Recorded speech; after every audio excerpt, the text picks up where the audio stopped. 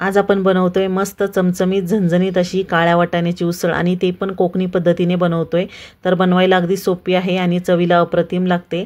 तर ही काळ्या वाटाण्याची उसळ एकदा तुम्ही खाल्ली तर कधीच चव विसरणार नाही, एवढी भारी लागते। नॉनव्हेज पेक्षाही भारी चवीची ही काळ्या वाटाण्याची उसळ होते। तर हे असे अर्धी ते पाऊण वाटी मी काळे वाटाणे भिजत घातले होते रात्रभर। दुसऱ्या दिवशी धुवून कापडामध्ये बांधून 2 दिवसानंतर त्याला असे छान मोड आलेले आहेत। तर असे मोड आणून घेतलेले आहेत मी काळे वाटाणे। तुम्ही भिजवून सुद्धा फक्त भिजवून वापरू शकता। तर मटकीला जशी आपण मोड आणून घेतो तसेच याला मी मोड आणून घेतलेले आहेत। जर तुम्हाला मोड आणून नसेल करायची तर तुम्ही भिजवलेले काळे वाटाणे सुद्धा वापरू शकता। रात्री भिजवायचे आणि सकाळी त्याची भाजी करायची किंवा कमीत कमी 8-9 तास तरी हे वाटाणे भिजलेले पाहिजे। तर मी मोड आणून घेतलेले आहेत मटकीसारखे। तर आता याला कुकरला शिजवून घ्यायचं आहे। पाणी टाकून मीठ टाकून 4 शिट्ट्या करून घ्यायच्या आहेत। तर मी कुकरला शिजायला ठेवलेला आहे। पाणी आणि मीठ टाकून 4 शिट्ट्या करून घेणार आहे। आता वाटाण्याच्या भाजीसाठी आपण इथे वाटण करायचं आहे। तर त्यासाठी 2 कांदे घेतलेत, खोबऱ्याचे काप, लसणाच्या पाकळ्या, आलं आणि कोथिंबीर घेतली। आता गॅसवर कढई ठेवलेली आहे। आता आपल्याला कांदा फ्राय करून घ्यायचा आहे। तर मी सुरुवातीला कोरडाच भाजून घेणार आहे कांदा। कांद्याचा ओलसरपणा कमी होतोपर्यंत कोरडा भाजून घेणार आणि मग नंतर तेल टाकणार आहे।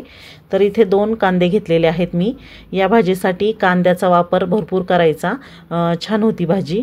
तर वाटण्यासाठी 2 वापरलेले आहेत, पुढे पण मी कांदा वापरणार आहे। तर आता कांदा चांगला कोरडाच भाजून घ्यायचा। हे पहा, हलकासा लाल रंग आल्यानंतर यामध्ये तेल टाकायचं।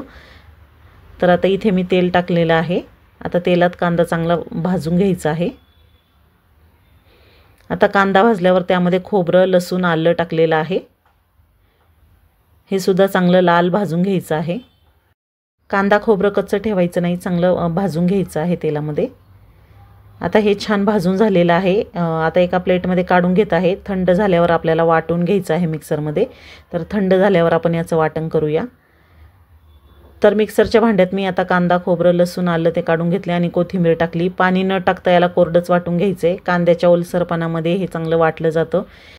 पाणी न टाकता मी छान वाटण बारीक वाटून घेतलेलं आहे। अजिबात पाणी वापरलं नाही मी वाटताना। आता आपला वाटाणा शिजलाय की नाही ते पाहायचंय।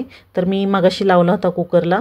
तर 4 शिट्ट्या करून घेतलेल्या आहेत कुकरच्या। थोडंसं पाणी टाकून त्यामध्ये मीठ टाकून मी वाटाणा 4 शिट्ट्या करून शिजवून घेतलेला आहे। काळा वाटाणा शिजायला जरा वेळच लागतो। तर 4 ते 5 शिट्ट्या करून घेतल्या तर छान वाटाणा शिजतो। इतर कडधान्यांपेक्षा काळ्या वाटाण्याला शिजायला थोडा वेळ जास्त लागतो। तर आता आपण काळा वाटाणा शिजवून घेतलेला आहे। काळा वाटाणा शिजवून घेतल्यानंतर भाजी तयार व्हायला वेळ लागत नाही अजिबात। आता गॅसवर कढई ठेवली, कढईमध्ये तेल घेतलंय। तेल गरम झाल्यावर त्यामध्ये आपल्याला मोहरी आणि जिरं टाकायचं आहे। मोहरी आणि जिरं तडतडल्यावर त्यामध्ये एक बारीक चिरलेला कांदा टाकायचा आहे। तर आपण वाटणामध्ये सुद्धा कांदा वापरलेला होता आणि आता फोडणीला पण कांदा वापरतोय। कोकणी पद्धतीने बनवतोय भाजी, एक नंबर होते। कांदा भरपूर वापरायचा।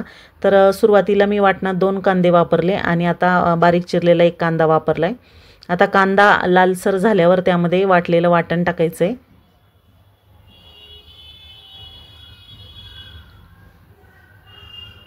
आता वाटण चांगलं परतून घ्यायचं आहे।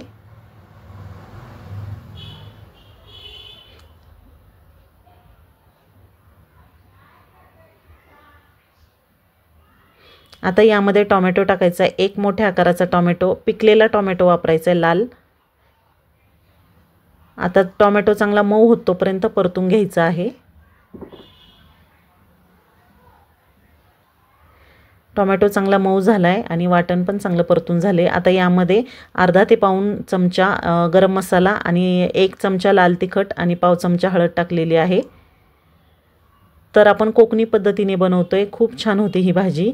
तर गरम मसाला आणि लाल तिखट टाकले। तर मसाल्यांचं प्रमाण तुम्ही तुमच्या आवडीनुसार कमी जास्त करू शकता। पोहे खायच्या चमच्यानेच आपण मसाले मोजून घेतलेले आहे। अर्धा ते पाऊण चमचा गरम मसाला घेतला होता आणि 1 चमचा लाल तिखट, पाव चमचा हळद टाकली। आता चांगला मसाले परतून झाल्यावर त्यामध्ये कोथिंबीर टाकलेली आहे। पुन्हा चांगलं परतून घ्यायचं। जेवढं आपण वाटण व्यवस्थित परतून घेऊ तेवढी भाजीला छान चव येते। आता शिजवलेला वाटाणा टाकायचा आहे। पाण्यासकट टाकणार आहे मी।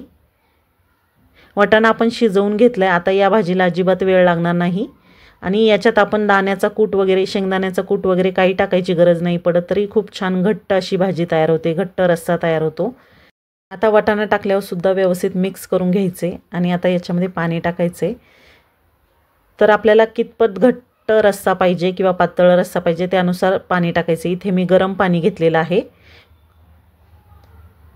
तर गरम पाणी टाकायचे। आपल्याला जेवढा रस्सा पातळ घट्ट पाहिजे त्यानुसार पाण्याचं प्रमाण वाढवायचे। मिक्सरच्या भांड्यात थोडासा वाटण होतं तर ते मी पाणी टाकून घेतलेलं आहे काढून। तर मला जेवढे रस्सा पाहिजे त्यानुसार मी पाणी टाकले। आता वरनं चवीनुसार मीठ टाकायचे। आपण वाटाणा शिजवताना सुद्धा मीठ टाकलं होतं, त्यामुळे वरनं बेताने मीठ टाकायचं आहे, चवीनुसार टाकायचे। आता याला चांगली दणदणीत उकळी आणायची म्हणजे आपली भाजी तयार होते। वरनं थोडीशी कोथिंबीर टाकलेली आहे। तर खूप छान भाजी तयार होते। चांगली उकळून द्यायची। उकळी आल्यावर लगेचच गॅस बंद करायचा म्हणजे भाजी आपली झटपट तयार होते। तर छान दणदणीत अशी उकळी आलेली आहे। मस्त सुगंध सुटलेला आहे भाजीचा। मस्त कोकणी पद्धतीची काळ्या वाटाण्याची उसळ तयार झालेली आहे। चमचमीत आहे, झणझणीत आहे। तुम्ही या पद्धतीने बनवाल तर कधीच चव विसरणार नाही, इतकी भारी ही होते। नॉनव्हेजपेक्षाही भारी चवीची ही वाटाण्याची उसळ होते। तर तुम्ही एकदा बनवून पहा, तुम्हाला नक्कीच आवडेल याची खात्री देते। रेसिपी आवडली असेल तर रेसिपीला नक्की लाईक करा, शेअर करा। चॅनलवर नवीन असाल तर चॅनलला सबस्क्राईब करायला विसरू नका। नवीन रेसिपीच्या नोटिफिकेशनसाठी सोबतच बेल आयकॉन प्रेस करा आणि ऑल नोटिफिकेशनला ऑन करा म्हणजे माझ्या येणाऱ्या नवीन व्हिडिओंचे नोटिफिकेशन तुम्हाला सर्वात आधी मिळेल। तर भेटू पुन्हा नवीन रेसिपी सोबत। Bye bye.